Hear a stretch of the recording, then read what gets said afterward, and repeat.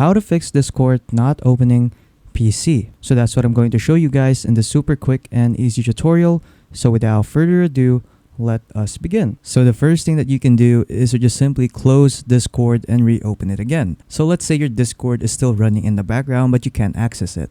So what you can simply do is to just simply go to your bar right here on the bottom, click on this arrow right here that says show hidden icons, and then you will see Discord right here. So just simply right click it and then just simply click on quit Discord.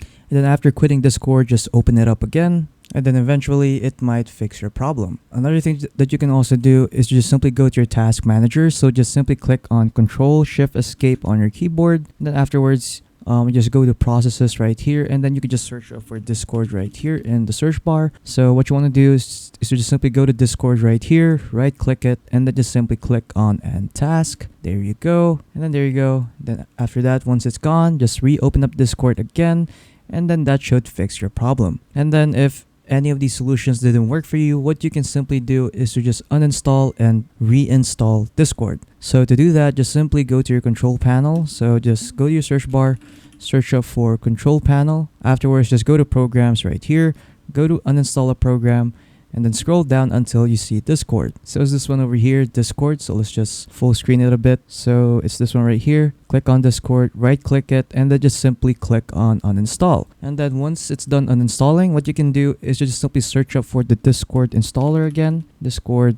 downloads. So just search that up and then just download Discord again for Windows or any operating system that you're using.